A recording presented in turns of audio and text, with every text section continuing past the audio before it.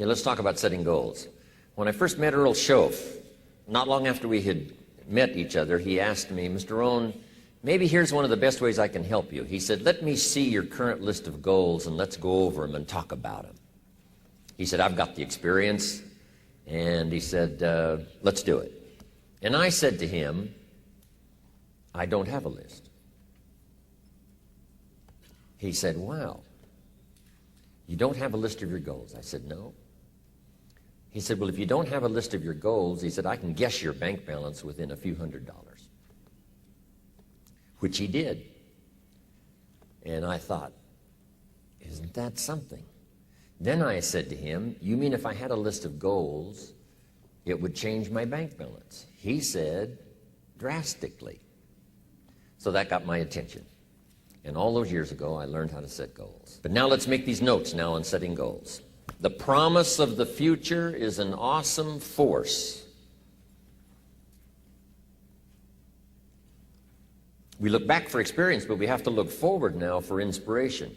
And what gives us inspiration to get up in the morning and do our job, learn skills, develop all that we can possibly be, is the promise of the future.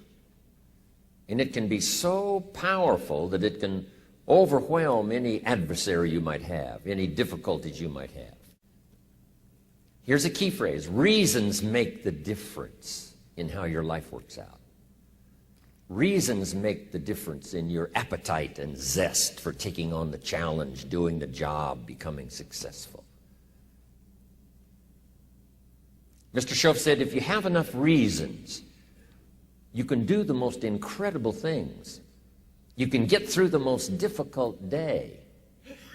You can overcome the most unbelievable challenges if you have enough reasons. And so he said to me, if you haven't got a list of your goals, Mr. Rohn, it's probably because you don't have enough reasons. He said, I'm sure since I've met you, you have enough intelligence.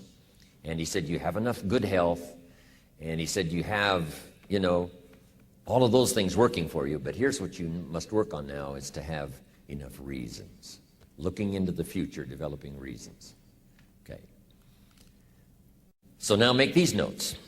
We're primarily affected by 5 things. Number 1 is the environment, the political environment, the social environment, the physical environment. Whatever surrounds us affects us. The city, the country, the countryside, the village, the office, the people. We're constantly affected and shaped by our reaction and decision making. A lot of it depends on the environment. Next, we're affected by events. Some events affect us all. Some affect the world regionally, nationally, or by the state or by the community. But some events affect us all. Now here's the next one. We're affected by what we know. What you know, what you don't know.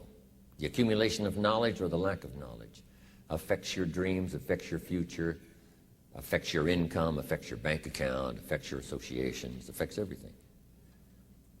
It's great to hear Charlie talk about reading books. So important.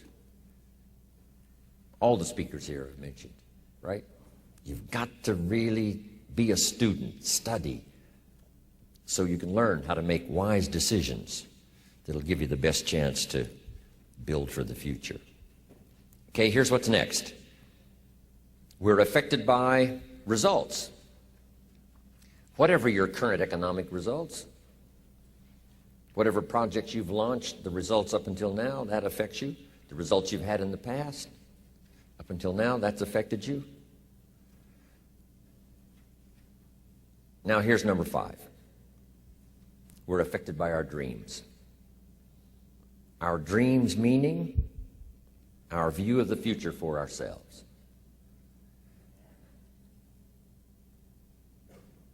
Now here's a note to make.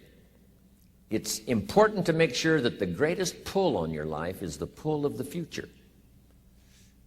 Now we talked yesterday about reviewing the past, which is fine, but we're not to live in the past. Some people let the past pull them back. The past can be like gravity if you let it to pull you back. Not just to think about it to get advice from mistakes to carry on for the future, but some people live in the past. They live in the darkness of the past. They live in the mistakes of the past. They live in the discouragement of the past. They didn't make it, and that affects them for the rest of their life, living in the past. So we don't want the future, the past, to pull us back, to live in the past, and all other kinds of things that affect us. It's going to affect us to some extent, but not to the extent that we should be affected by the future. So make this note: dreams and goals can become magnets. Dreams and goals can become magnets.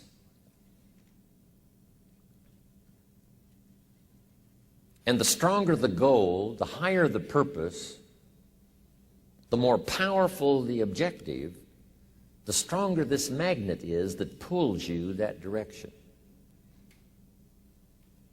Now, not only does your goals and your objectives pull you that direction, here's what they also do. They pull you through. They pull you through all kinds of down days. They pull you through a difficult time. It'll pull you through some winter of your life. Some people get lost in the confusion of the day simply because their goal is not bright enough to pull them through. Next, it's goals that drive us to take advantage of the spring. Why would the farmer put the plow in the ground in the spring if he couldn't see the vision of the harvest when the summer is finished? Is it possible to see the finished harvest? And the answer is yes. We do that simply by faith. Key phrase: faith is the ability to see things that don't yet exist. And that's how things exist. How did this hotel get here? Someone saw it while the property was vacant. You say, well, is it possible to see this hotel when it isn't here? And the answer is yes, of course. If somebody cannot see it when it is not here, then it will never be here. So it's possible to see things that don't yet exist. Interesting. So have you got that now? It's possible to finish something before you start. In fact, it would be a bit foolish to start until you had it finished. So human beings have this remarkable ability to finish something and then start it.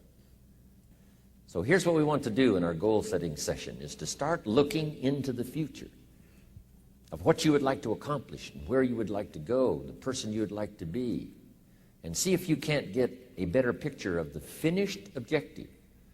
See yourself there. See yourself in possession of. I was in business with Bob Cummings, the old movie star, for a while. He said, decide what you want and then act as if you already had it. And being an actor, he could give us a few tips on acting.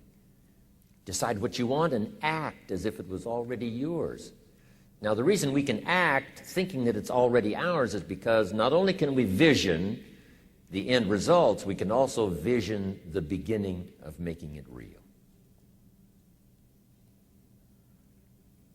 So we don't start till it's finished, but it is possible for human beings to finish something before they start. Now, here's the next note to make. 5 years from now, you will arrive.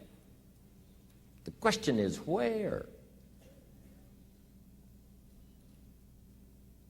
This is for mature people now. If you keep up your present disciplines and keep up the present pace that you're on, where will you be in 5 years?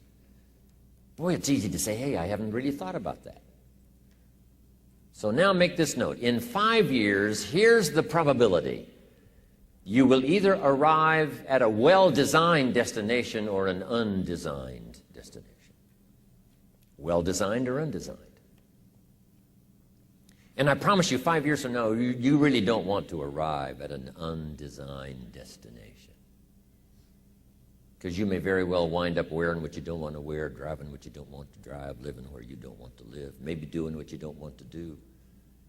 Simply because you didn't design a better destination. So, 5 years from now, I wish for you to arrive at a well-designed place. A place of productivity, a place that'll make you feel good about yourself, a place that'll give you honor and respect, a place that'll give you influence to touch other people 5 years from now that you couldn't do today. Where will you be in 5 years? Key phrase, we go the direction we face. We go the direction we face. If you start designing something at the end of this direction, sure enough, you will start going the direction you face. And we face the direction we design.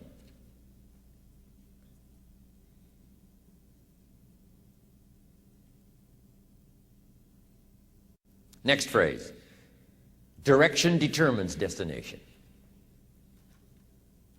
Destination is not determined by hope. It's not determined by wish. Destination is determined by direction. You cannot change destination overnight. You cannot change destination overnight.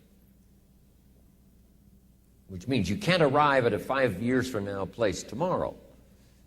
But here's what you can change today and overnight. You can change direction. It's only a small journey to a new direction. Guess how quickly you can change your health? By starting to eat an apple a day. Mama said an apple a day keeps the doctor away. Let's say you've been ill long enough and you've had health problems long enough and you say, that's it. That's over. I'm going to now start a program. You don't have to really revolutionize your whole health life. Just start with an apple a day. You say, well, is it that simple to change your health life? And the answer is, yes. The key is just to start.